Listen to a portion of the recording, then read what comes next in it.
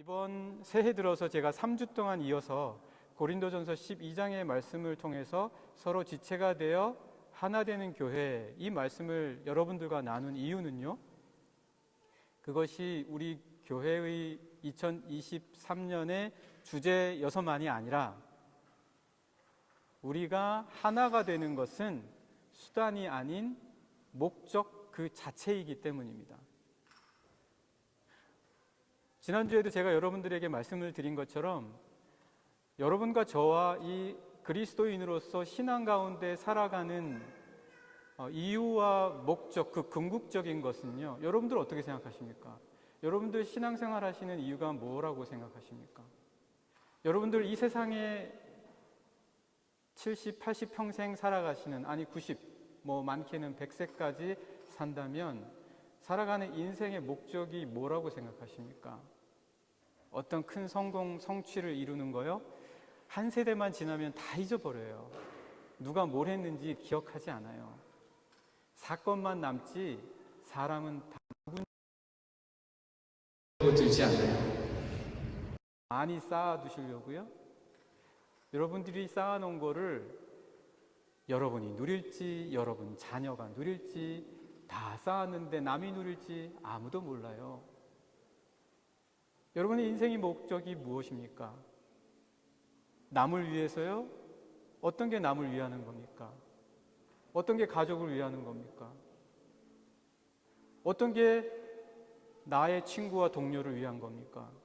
여러분 인생의 목적이 뭡니까? 뭐 때문에 지금까지 살아오셨고 앞으로 어떤 목적을 향해서 살아가려고 하십니까? 있습니까? 없습니까? 그냥 살아가는 겁니까? 다 지나가요. 지난번에는 저 목적이 제일 좋았던 것 같아요. 근데 지나고 나니 그것도 별거 아니에요. 이번에는 한번 이걸 해볼까 했는데 이것도 별거 아니에요.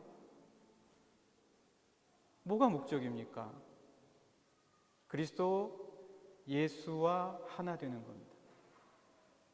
그리스도 예수를 닮고 그분의 길을 걸으면서 그분처럼 닮아가는 것입니다. 그게 우리 인생의 목적입니다. 그래서 하나님과의 관계를 빼놓고는 이 세상이 도무지 이해가 안 돼요. 이 세상에서 벌어지는 일들에 대해서 산수나 수학, 과학처럼 명확한 답이 안 나와요. 인생은요. 너무 과학을 맹신하지 마십시오, 여러분. 시험지 답안을 쓸 때는 공식으로 분명하게 답이 나올지 모르지만 여러분의 인생은 그렇지 않아요. 그렇게 한다고 해서 그게 답이 저절로 나오는 게 내 인생이 아니라는 거예요. 그래서 하나님을 빼놓고는 내 인생의 목적을 세울 수가 없는 거예요. 그래서 이 인생에서 길은 딱 하나예요. 주님이 그렇게 말씀하셨잖아요. 내가 길이요, 진리요, 생명이다. 어디서 길을 찾으려고 합니까? 뭐가 길인데요? 어제는 여기가 길이었다가 내일은 저기가 길인데 뭐가 길입니까? 그리스도 예수가 길이십니다. 그분을 따라가면 길이 아닌 것 같아도 길인 거예요. 그분의 뒤를 쫓으면 거기에서 내가 길을 발견하고 찾는 거예요. 사랑하는 영락의 성도 여러분, 그런 과정 속에서 여러분은 점점 영광을 얻는 거예요. 영광이 별다른 것입니까? 영광이 사성장군 되는 건가요? 영광이 대통령 되는 겁니까? 영광이 대재벌 되는 거예요? 영광은 그리스도의 인격을 품는 거예요. 그리스도의 마음을 닮아가는 거예요. 그분의 얼굴처럼 되는 거예요. 여러분이 해를 거듭하며 살아갈수록 예수님의 얼굴처럼 변화되는 거예요. 예수님의 얼굴보다 더한 영광이 어디 있습니까? 예수님의 모습보다 더한 영광이 어디 있어요? 그게 우리의 영광 아닙니까? 그러니까 이 인생은 예수님 따라가는 거예요. 그게 목적입니다. 그것을 생각하지 못하면 길을 잃어버리는 거예요. 한창 잘 나가도요, 승승장구해도 그게 길이 아니에요. 예수님을 따라갈 때 내 길은 온전한 것인 줄 믿습니다. 우리 영락의 모든 성도님들, 주님과 닮아가며 주님과 하나 되는 것을 여러분의 삶의 가장 원대하고 큰 목표로 삼으시는 분들이 되시기를 간절히 축복합니다. 그래서 저희가 단순히 서로 지체되어 하나 되는 교회, 교회의 존재 이유가 뭡니까? 예수님과 하나 되는 거예요. 그것을 목표로, 이건 단순히 하나의 방법론을 이야기하는 게 아니라 이것 자체가 목적이다라는 것을 여러분들과 나누기 위해서 저희가 이렇게 3시간을 말씀을 나눕니다. 다음 주부터는 저희가 여호수아서의 말씀으로 함께 은혜를 나누겠는데요. 오늘은 그 마지막으로 말씀 27절부터 31절까지 함께 보려고 합니다. 누가복음 2장을 보시면은요, 예수님의 부모님과 함께 예루살렘 성전으로 가셨어요. 그런데 그곳에서 부모님과 함께 돌아오지 않으시고 성전에 남으신 거예요. 12살 때였죠. 당연히 부모님 걱정하시죠. 하룻길을 갔는데 어린 아가는 아니겠죠. 어린이 예수님이 보이시지 않는 거예요. 걱정해서 찾아서 돌아가서 성전에 계신 걸 발견했습니다. 그때 예수님께서 부모님에게 이렇게 말씀하시는 거예요. 어찌하여 나를 찾으셨나이까? 내가 아버지의 집에 거하여야 할 줄 모르셨습니까? 이렇게 예수님께서 말씀을 해주십니다. 그런데 부모님은 실컷 어디서 찾은 거예요? 친족과 아는 자 중에서 찾은 거예요. 우리의 한계예요. 우리는 아는 것 바깥은 몰라요. 내 관계에 넘어서는 내가 어떻게 할 수가 없는 거예요. 내가 뭔가 찾아보고 알아봐도 방법을 발견해도 그 한도 내에서지 그것을 넘어서는 못해요. 그러나 예수님께서는 어찌하여 나를 찾으셨습니까? 아버지의 집에 내가 거해야 할 줄을 모르셨습니까? 그렇게 말씀하시는 거죠. 자, 여러분, 그러니까 우리의 한계 너머에 있는 분, 그리고 우리가 보지 못한다고 해서 안 보이시거나 계시지 아니하시는 분이 아닌 그분에게서 여러분의 삶의 뿌리와 목적을 찾으실 수가 있어야 됩니다. 제가 룩셈부르크에서 목회를 할 때 그 룩셈부르크 사회에 한국에서 입양됐던 분들의 모임이 있어요. 그분들의 모임을 무궁화회다 이렇게 얘기를 해요. 그래서 그 모임에 초대가 돼서 잠시 다녔었습니다. 만남을 가졌죠. 그런데 그분들의 한결같은 바램은 뭐냐면 자신들의 뿌리를 찾는 거예요. 그런데 그 자신들의 뿌리를 찾는 거는 자신들이 할 수 없는 한계 너머에 있는 거예요. 누가 자기의 부모였었는지, 누가 자신을 낳아줬었는지 알려면 도움이 필요한 거예요. 그 가운데는 40대 여성분도 계셨어요. 저분은 더 이상 그 사회에 뿌리를 내리셨기 때문에 뿌리를 찾으려고 하는 새로운 시도나 한국에 가서 자기의 첫 시작과 출발은 어떠했는지를 굳이 그렇게 알려고 하지 않으셔도 되겠다라고 생각했는데 오히려 그분이 나이가 들어갈수록 그 마음이 더 심해졌다는 거예요. 무언가 내 뿌리가 뭔지에 대한 정체성을 찾고자 하는 게 더 간절해지더라라는 거예요. 뭐죠? 그분의 마음 안에는 한국이 아직 살아있어요. 한국의 뿌리가 살아있는 거예요. 한국말도 잘 못하세요. 저하고 대화하는데도 쉽지 않아요. 근데 한국을 매일매일 그리워해요. 집도 한국 거 굉장히 많이 갖다 놓고, 그리고 한국에서 온 거라고 하면 굉장히 좋아하고 보려고 하고 관심 가지려고 하는 그런 모습들을 제가 보았습니다. 그분의 삶은요, 한국이 움직여요. 룩셈부르크에 살고 남편은 프랑스 분이에요. 그런데 그분의 삶은 한국이 움직여요. 아직 자신의 뿌리가 되었었던 그 근원을 찾고자 하는 마음이 여전한 거예요. 오늘 27절의 말씀을 한번 함께 보시겠습니다. 27절 여러분과 제가 한번 같이 읽어보실까요? 자, 시작. 너희는 그리스도의 몸이요 지체의 각 부분이라. 이 말씀이 어떻게 보면 그냥 흘려들을 수 있는데요, 이 말씀의 그 깊이를 한번 생각해 보면 깜짝 놀랄 수밖에 없어요.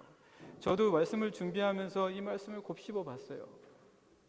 저는 이 몸이요, 누구의 몸이라고 생각한 적 없었고, 그리고 사실 왜 이런 말 있잖아요.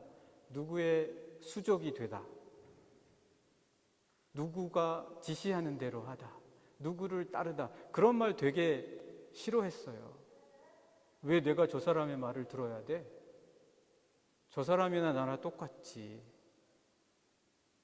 그런데 오늘 27절의 말씀은 우리의 몸을 향하여, 물론 이것이 교회를 향한 말씀이기는 하지만 그 지체의 각 사람들에게 너희는 너희 몸이 아니라 그리스도의 몸이라는 거예요.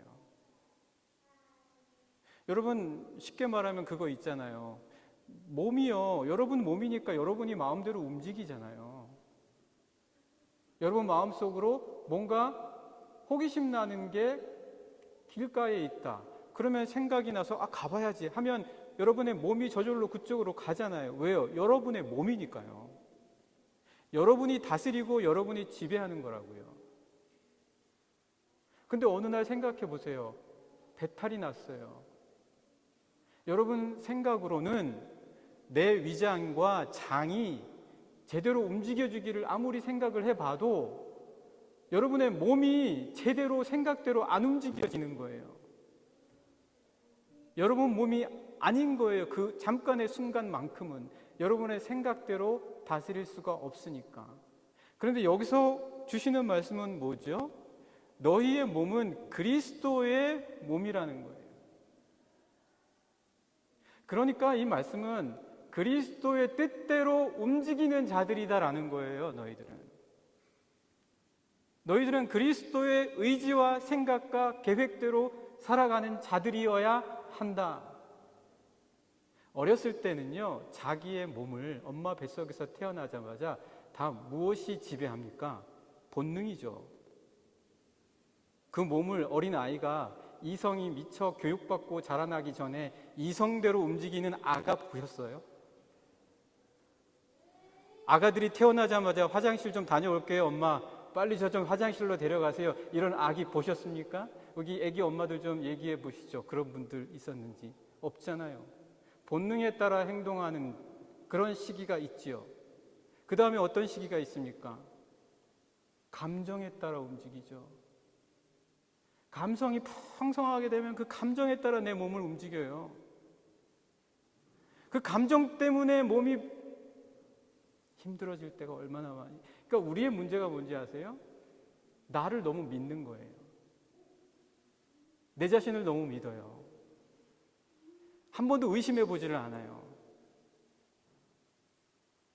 내가 부족하다, 내가 연약하다라는 거를 때로는 인식하면서도 자기가 하는 행동과 자기가 하는 말과 자기가 하는 판단에 대해서는 거의 의심 없이 그대로 해요.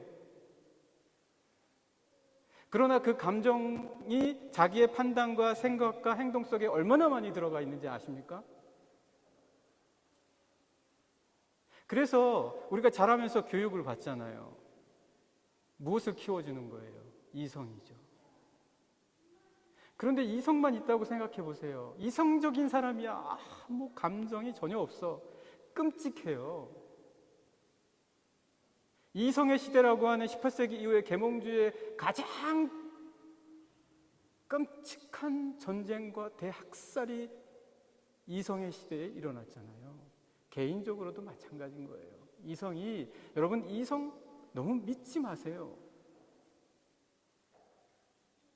어떻게 보면 오히려 본능과 감정과 이성을 골고루 잘 다스릴 수 있는 게 정말 좋아요. 그거를 과연 무엇이 아냐? 하나님과의 관계에서 할 수 있다. 하나님이 주시는 이 세상과 우리 인류를 향한 뜻과 계획이 우리로 하여금 그 모든 것들이 다 세우신 뜻 가운데서 움직일 수 있도록 하게 하신다라는 거죠. 그래서 여러분, 우리는 이 교회와 신앙생활 속에서 뭘 배우는 겁니까? 그리스도의 뜻대로 우리의 삶과 우리의 몸을 움직이고 다스리는 거를 훈련하는 거예요. 그래서 사도 바울이 27절에서 뭐라고 얘기합니까? 너희는 그리스도의 몸이요 지체의 각 부분이라. 그걸 어떻게 되지? 그게 어떻게 가능할까? 그리스도께서 내 팔과 다리를 움직이면서 내가 가야 할 곳도 내 마음에서 감동을 주어서 알게 하고, 내가 생각할 것과 내가 판단할 것을 감정과 이성과 이 모든 것들을 골고루 적절하게 포함시켜서 결정을 내릴 수 있도록 어떻게 무엇으로 하실 수 있을까? 여러분 너무나 잘 아세요.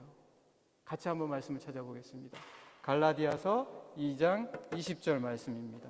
갈라디아서 2장 20절 말씀 같이 한번 찾아보시겠습니다. 이미 여러분 암송하시는 분은 다 아실 거예요. 그래서 암송이 힘이라는 거예요. 말씀을 내 마음속에 두는 게 암송이잖아요. 단순히 머리로 달달달달 외우는 게 아니라 내 마음속에 두는 거 말이죠. 자, 갈라디아서 2장 20절 저와 여러분이 같이 읽겠습니다. 시작. 내가 그리스도와 함께 십자가에 못 박혔나니 그런즉 이제는 내가 사는 것이 아니요 오직 내 안에 그리스도께서 사시는 것이라. 이제 내가 육체 가운데 사는 것은 나를 사랑하사 나를 위하여 자기 자신을 버리신 하나님의 아들을 믿는 믿음 안에서 사는 것이라. 이 모든 것을 가능하게 하는 것은요, 믿음이라는 거예요. 믿음이에요. 어떻게 하면 이 인간들에게 이 믿음이라는 것을 알게 하실까?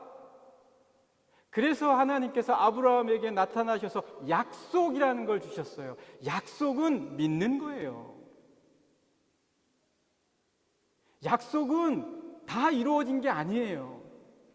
약속은 오직 믿음으로만 가능한 거예요. 그 약속이 실현된 곳이 어디입니까? 그리스도 예수의 십자가예요. 무엇이 실현됐습니까? 그리스도 예수와 함께 죽으면 다시 산다. 새 생명을 얻는다. 새로운 가치를 얻게 된다. 새로운 삶의 눈이 떠진다. 영적인 삶이 열리게 된다. 그래서 그분의 삶과 인격이 놀랍게도 신비하게도 내 안에서 살아서 역사하시게 된다. 난데, 아직 여전히 난데, 내 엄마 뱃속에서 태어난 육체를 가진 난데, 근데 내 안에 새로운 분이 살아서 역사하기 시작한다. 믿음으로 가능하게 되는 길을 열어주셨다는 겁니다. 사랑하는 영락의 성도 여러분, 우리는 그리스도의 몸입니다. 그래서 그리스도의 뜻대로 우리의 삶을 개척하고 그리스도의 뜻대로 우리의 삶을 향해 질주해 나아갈 수 있는 것임을 믿습니다. 우리 영락의 모든 성도님들 꼭 생각하실 수 있으면 좋겠습니다. 나는 그리스도의 몸이다. 이러한 마음 꼭 가지시는 여러분들 되시기를 축복합니다. 자, 이제 그 다음 부분으로 저희가 또 가지요. 주님과 함께 하나 되는 것. 이 고린도 교회는요, 파당이 많았어요. 파당이 많아가지고 지난 첫 번째 시간에 말씀드렸죠. 이 고린도 교회는 그 운하가 있어서 매우 부유하고 온갖 신전이 다 있던 곳이다, 이렇게 말씀을 드렸잖아요. 거기에 파당이 많아가지고 아볼로 파다, 게바, 베드로 파다, 그리스도 파다, 뭐 바울파다 이런 파들이 많았다라는 거예요. 그리고 그 지역 지리적 특성과 그 고린도의 사람들의 구성의 그 신전도 많았기 때문에 온갖 문물이 많이 들어왔기 때문에 여러 가지 문화적 특성도요 굉장히 잘 받아들여요. 어떤 경향이 있었냐면 고린도 후서 11장 4절 말씀 한번 잠깐 보실까요?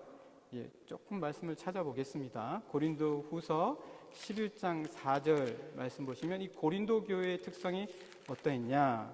11장 4절 말씀 한번 보시죠. 그런 특성이 어디에까지 나타났냐? 같이 읽겠습니다. 시작. 만일 누가 가서 우리가 전파하지 아니한 다른 예수를 전파하거나 혹은 너희가 받지 아니한 다른 영을 받게 하거나 혹은 너희가 받지 아니한 다른 복음을 받게 할 때에는 너희가 잘 용납하는구나. 아니 새로운 거다, 새롭게 발견된 거다, 이거 최신이다 그러면 물론 저도 뭐 핸디나 뭐 노트북이나 이런 거 새고 나오면 쓰고 싶은 마음이죠. 근데 요새는 잘 쓰지도 못해요. 허락도 받아야 되고 뭐 이러니까 다 쓰지는 못하지만, 그러나 여러분 다 그래요. 새로운 것이다 하면 호기심이 가고. 영적인 것, 새로움은 어디서 찾습니까? 시편 말씀 보세요. 1편에서 새 노래 얘기하더니 첫 부분에서부터 마지막 150편 가도 새 노래예요. 전도서 말씀 보세요. 해 아래 새 것이 없어요. 인간이 만들어낸 것 가운데 새 거다 하지만 새 것이 없단 말이에요. 근데 말씀을 노래하고 말씀을 굳이 그 몇천 년 전에 받았던 그 말씀을 보는 자들은 새롭다, 새 노래다, 새 찬양이다, 새 역사다, 새로운 일이다, 새로운 힘이다, 이 이야기를 하고 있다는 얘기죠. 고린도 교회의 모습들이 왜 이런 일이 있냐? 마음속에 질서가 없어요. 마음속에 질서가 없다. 오늘 본문 말씀 한번 보실까요? 본문 말씀 28절에서 30절을 함께 보시겠습니다. 여러분과 제가 고린도전서 12장 28절 30절 같이 읽겠습니다. 시작. 하나님이 교회 중에 몇을 세우셨으니 첫째는 사도요, 둘째는 선지자요, 셋째는 교사요, 그 다음은 능력을 행하는 자요, 그 다음은 병 고치는 은사와 서로 돕는 것과 다스리는 것과 각종 방언을 말하는 것이라. 다 사도이겠느냐? 다 선지자이겠느냐? 다 교사이겠느냐? 다 능력을 행하는 자이겠느냐? 다 병 고치는 은사를 가진 자이겠느냐? 다 방언을 말하는 자이겠느냐? 다 통역하는 자이겠느냐? 이 말씀을 주시는데, 여러분 사도 바울의 레토릭을 한번 보세요. 사도 바울이 어떤 식으로 얘기하는지 보세요. 사도 바울은요, 참 그 당시에 사람들이 알아들을 수 있는 스토아 학파의 모든 철학적 논거와 전제들과 표상들과 이미지들을 다 끌어들여서 말하면서도 하나님의 말씀을 쓰는데 그 모든 공을 다 들이는 거예요. 우리가 세상을 살아갈 때 그렇게 살아가야 된다는 거죠. 그래서 세상 속에 어떻게 하면 내가 그리스도인으로 살아남을 것인가, 그리스도인으로서 살아서 역사할 것인가, 세상 속에 빛을 발할 것인가, 세상 속에 맛을 낼 수 있을 것인가. 사도 바울이 여기서 뭘 얘기하냐면요, 첫째, 둘째, 셋째를 얘기하고 있어요. 그리고 그 다음 이렇게 얘기하고 있어요. 뭐죠? 하나님의 다스림에도 질서가 있다는 거예요. 이 질서와 우선순위를 깨면 내 삶이, 여러분 하나님의 말씀이 창조 때에 어떤 상황에서 세상을 창조하셨죠? 흑암이 있고 혼돈과 공허 속에 있을 때 빛이 있으라. 뭐 하신 거죠? 질서를 말씀을 통해서 주신 거잖아요. 여러분의 삶에 질서가 있어야 된다라는 거예요. 그래야 하나님과 그리스도 예수와 하나 될 수 있다라는 거예요. 우선순위가 흐트러지지 않는다는 거예요. 아, 이거 새로 나왔대. 아, 이런 새로운, 못 들어보는 새로운 게 있네. 야, 저기 봐봐. 저기 사람들이 많이 가서 많이 듣고 있어. 이런 거에 혹하지 않는다라는 거예요. 너희가 다른 복음을 잘도 용납하는구나. 너희가 다른 영을 잘도 용납하는구나. 이런 사도 바울의 책망을 듣지 않는다라는 것이지요. 그럼 첫째는 뭡니까? 첫째는 사도예요. 사도는 그리스도 예수께서 세우시고, 그리고 그 사도를 통해서 복음서와 말씀들이 지어졌어요. 감동을 받아서. 그러니까 사도 자체가 중요한 게 아니에요. 사도들에 의해서 우리에게 내려온 하나님의 말씀이 첫째란 얘기예요. 그 말씀을 내 우선순위의 첫째로 여기야 된다라는 거예요. 둘째는 뭐죠? 선지자예요. 선지자는 제가 미리 아직 이루어지지 않은 일을 말하는 사람뿐만 아니라 앞에 나가서 말하는 사람이라고 이야기를 드렸죠. 말씀 선포하는 사람들이에요. 말씀 선포하는 사람들이 뭘 하겠습니까? 제가 여기서 뭘 하겠어요? 하나님의 말씀 선포하죠. 여러분들이 한번 생각해 보세요. 아, 저 사람이 지금 하나님 말씀 선포 안 하고 자기 개인적인 생각 얘기하고 자기로 판단한다. 그러면 하나도 듣지 마세요. 말씀이 중요한 거잖아요. 말씀이 살아있어야 되는 거잖아요. 그게 여러분들의 우선순위에서 든든해야 오늘 사도 바울의 말씀을 따라서 하나님과 가까이 그리스도와 하나 되는 삶을 살 수가 있다. 셋째는 뭐죠? 교사요. 하나님의 말씀을 가르치는, 쉽게 말해서 우리의 상황을 본다면 교회 학교라든지 여러 부서에서 가르치는 자들, 뭘 하겠습니까? 하나님의 말씀이죠. 그리고 그 다음부터 병 고치는 것, 서로 돕는 것, 다스리는 것, 각종 방언. 그런데 여기서 되게 많이 갈라지고 싸우고 나뉜다라는 거예요. 말씀 때문에 갈라지고 말씀 때문에 나뉘는 게 아니라 이런 일들, 그 다음이라는 것 때문에 갈라지고 마음이 나뉘어지고 다툼이 있고 분열이 생긴다라는 거예요. 여러분, 병 고치는 거 좋아요. 근데 그게 목적은 아니에요. 아, 병 고치는 것만큼 더 고귀한 게 어디 있습니까? 맞아요. 병 고치는 거에 최선을 다하고 병 고치는 것 그 자체는 그 누구도 막을 수 없는 가장 고귀한 것 중에서도 고귀한 거예요. 그러나 그게 목적이 되면 그 병 고치는 것 자체를 수단으로 이용을 해서 뭐든지 할 수 있는 것조차도 병 고치니까 이렇게 해도 좋고 저렇게 해도 좋다. 병 고치는 것이 가야 할 그 본질적인 목표와 하나님의 고귀함을 위한 그 섬김과 마음이라는 것이 그 행위의 기둥과 토대가 되지 않는다면 언제든지 인간의 욕심과 인간의 잘못된 판단에 의해서 오용될 수 있다는 거예요. 그러니까 여러분의 삶에서 무엇을 하든, 세상에서 어떤 일을 하든, 어떤 고귀한 일을 하든, 어떤 절박한 일을 하든, 첫째는 사도요, 둘째는 선지자요, 셋째는 교사요. 말씀이라는 사실을 잊지 마시기 바랍니다. 그래야 여러분의 삶이 이 인생을 살아가면서 하나님과 하나 될 수 있는, 그리스도 예수를 닮아갈 수 있는, 여러분의 삶에 후회가 없는 그러한 삶을 이룰 수 있다라는 것입니다. 사랑하는 영락의 성도 여러분, 여러분들 제가 간혹 여러분들 가운데 몇몇 분들하고 이야기를 나눠봐도 직장생활 때문에 고민 많이 해요. 우선순위예요. 우선순위 문제예요.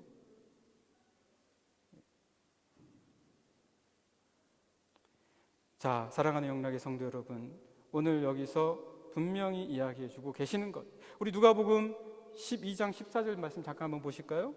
누가복음 12장 14절. 네, 이 지금 제가 말씀드린 부분과 연관을 해서 이 말씀을 잠깐 보고 세 번째로 넘어가겠습니다. 누가복음 12장 14절. 우리 영락교회가 여러분 성도님 모두가 그리스도 예수의 몸이고 지체가 되는 과정 속에서 우리의 삶의 우선순위가 분명해야 된다. 12장 14절 한번 보시죠. 13절부터 보시면 더 좋을 거예요. 13절 보시겠습니다. 같이 읽을까요? 시작. 무리 중에 한 사람이 이르되 선생님 내 형을 명하여 유산을 나와 나누게 하소서 하니 이르시되 이 사람아 누가 나를 너희의 재판장이나 물건 나누는 자로 세웠느냐 하시고 그들에게 이르시되 삼가 모든 탐심을 물리치라. 사람의 생명이 그 소위에 넉넉한 데 있지 아니하리라 하시고.